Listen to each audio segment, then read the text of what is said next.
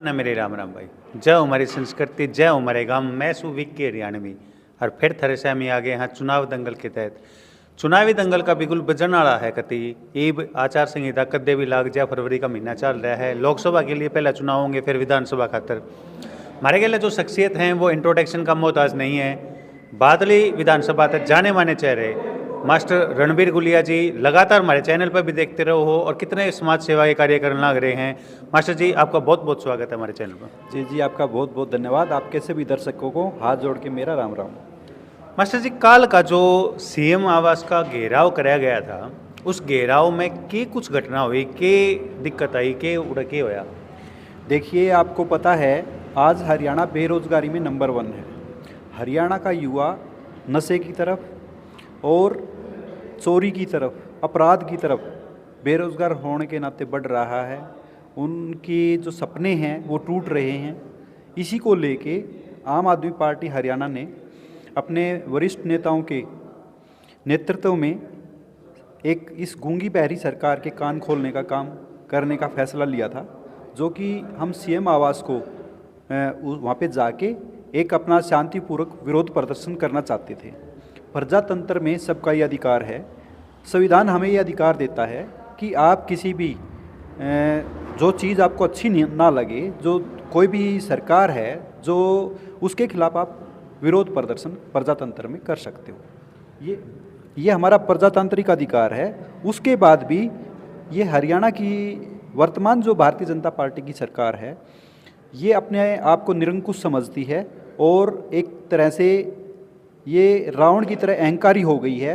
इसको ये लगता है कि पूरा जीवन भर ये लोग सरकार में रहेंगे, जो कि इनकी गलत फहमी है।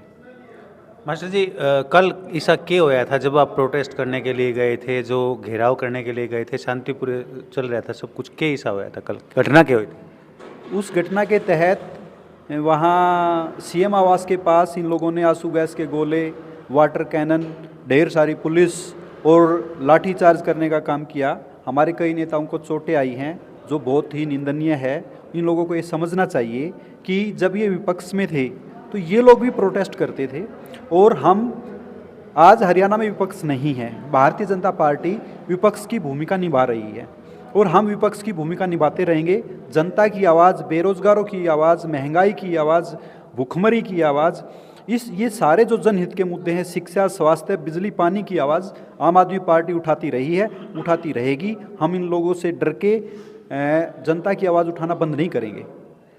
5 साल तक रोजगार की दिक्कत है, 10 साल तक दिक्कत है, लेकिन उससे पहले इतना कोई प्रदर्शन नहीं हुआ है। ये जो चुनाव नज़दीक आवे है तो एकदम एक्टिव कैसे हो गया आम आदमी पार्टी?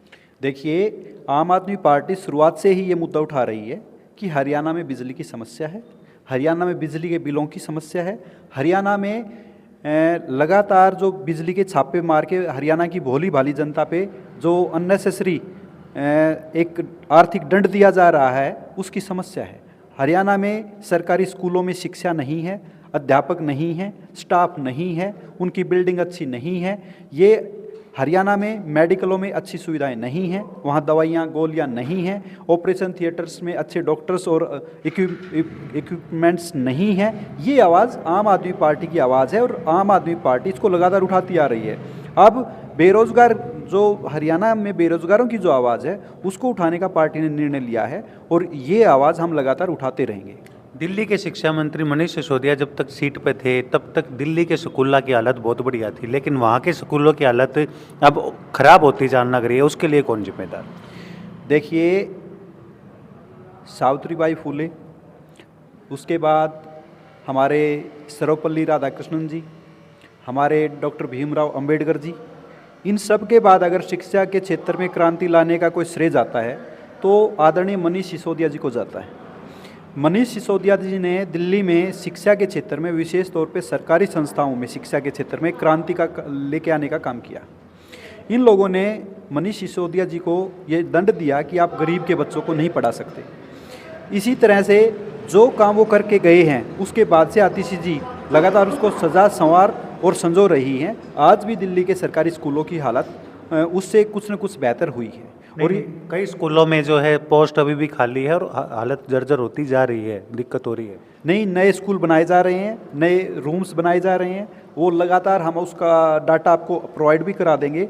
दिल्ली में शिक्षा की जो बेहतरता है वो लगातार बढ़ती जा रही है। कहने का मतलब है कि मनोज सिसोदिया जब बैठे थे तब सिस्टम बहुत अच्छा था। इस तरीके से यदि ईडी केजरीवाल को यदि गिरफ्तार करती है तो क्या जो है आम आदमी पार्टी का सिस्टम भी ऐसे ही गड़बड़ा जाएगा? ये इन लोगों की नीयत है कि किसी भी तरह से आम आदमी पार्टी एक चढ़ती उठती हुई पार्टी है।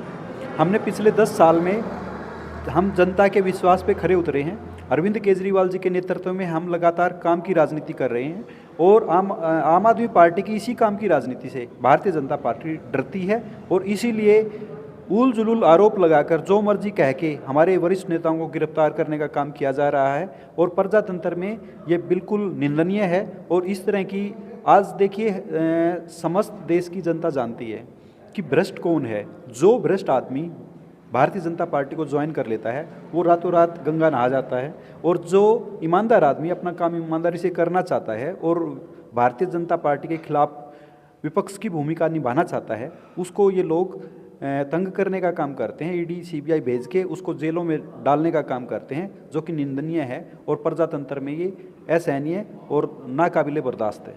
बादली विधानसभा की बात करेंगे। बादली से जो झज्जर तक की डीटीसी बस सेवा चालू करने की बात चल रही थी उसमें आपका भी जो है अहम योगदान रहा है, उसमें आप अग्रणी रहे हो और आम आदमी पार्टी भी उसमें स्टेप ले रही है, लेकिन रोड़ा कड़ा अटक रहा है।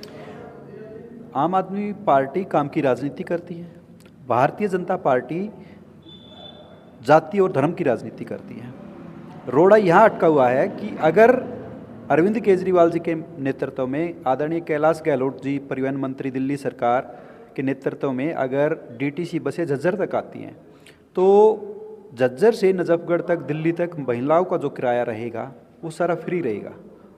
आम आदमी पार्टी का परिवहन विभाग डीटीसी बसें उसमें चाहे किसी भी देश की विदेश की महिला हो, किसी भी प्रांत की महिला हो, किसी भी जाति धर्म की महिला हो, सभी को आम आदमी पार्टी मुफ्त यात्रा कराती है। अब जब भारतीय जनता पार्टी को भय ये है कि अगर डीटीसी बसें झज्जर से नजफगढ़ तक जाएंगी तो उनमें महिलाएं जब मुफ्त में यात्राएं करेंगी तो भारतीय जनता पार्टी पे भी काम करने का दबाव बढ़ेगा और बनेगा, क्योंकि फिर लोग पूछेंगे इनसे कि जब एक दूसरे राज्य से आके एक दूसरे राज्य का परिवहन विभाग जब यह हरियाणा की महिलाओं को भी मुफ्त यात्रा करा सकता है तो भारतीय जनता पार्टी ये काम क्यों नहीं कर सकती। और ये लोग इसी बात से डरे हुए हैं, इसी कारण से इन्होंने इस काम को रोक के रखा हुआ है। डीटीसी की बात करने लग रहे हैं, हाँ, तो डीटीसी की जो सैलरी रोक रखी है दिल्ली गवर्नमेंट ने वो रिलीज़ क्यों नहीं हो रही? डीटीसी की जो सैलरी है 280 करोड़ रुपए परसों शाम को रिलीज़ कर दिए गए हैं और अभी जो पुरानी पेंशन थी और जो सैलरी थी वो सारी की सारी सैलरी डीटीसी ने रिलीज़ कर दी है। समस्या एक और है कि 15,000 करोड़ रुपए भारतीय जनता पार्टी की केंद्र सरकार जो है उसके पास दिल्ली के रुके पड़े हैं, उनमें से बमुश्किल उन्होंने 900 करोड़ रुपए अभी रिलीज़ किए हैं। उस 900 करोड़ रुपए में से सारा का सारा टैक्स का पैसा दिल्ली सरकार का है, लेकिन केंद्र सरकार उस पैसे को दिल्ली सरकार को देना नहीं चाह रही है, जानबूझ के उसको बदनाम करने की राजनीति कर रही है। जो 900 करोड़ रुपए मिले हैं उसमें से लगभग 282 करोड़ रुपए अगर मैं ठीक हूँ तो पेंशन और सैलरी के लिए डीटीसी बसों के लिए आदरणीय कैलाश गहलोत जी ने परसों शाम को अनाउंस कर दिया है। बादली विधानसभा की बात कराएंगे। लगातार जो है आप सक्रिय दिख रहे हो, बादली विधानसभा को लेकर आपकी तैयारियाँ कैसी? देखिए, बादली विधानसभा जो कोई भी हो, तैयारियां जनता की होती हैं, मन जनता का होता है, प्रजातंत्र में जनता ही राजा है।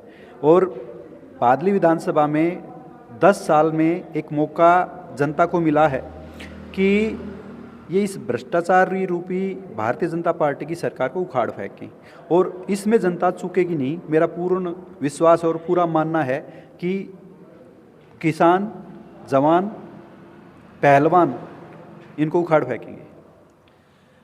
ईब जो हमारी बादली की जनता है उस तक आप कैसे अनुरोध करना चाहोगे? बादली की जनता से, युवाओं से मेरा अनुरोध, नशे से बचें और अपनी ऊर्जा को सकारात्मक दिशा में लगाएं। अपने बच्चों के भविष्य के लिए, अपने भविष्य के लिए आने वाले समय में एक काम की राजनीति पर, काम करने वाले लोगों को आने वाला अपना कीमती बहुमूल्य वोट दें, क्योंकि 5 साल बहुत बहुत होते हैं और बहुत बहुत कीमती भी होते हैं। बहुत बहुत धन्यवाद मास्टर जी। फिर भी मिलते रहेंगे, बात करवाते रहेंगे मास्टर जी। तो लगातार जो है चुनावी दंगल के तहत मुलाकात होती रहे है, ऐसी ऐसी जो हस्ती हम तमने रूबरू करवाते रहे। हाँ ये बे काम कर दियो भाई, वीडियो ने घनी तो घनी शेयर कर दियो, चैनल ने सब्सक्राइब कर दियो। सब ने मेरे राम राम भाई, सब ने मेरे।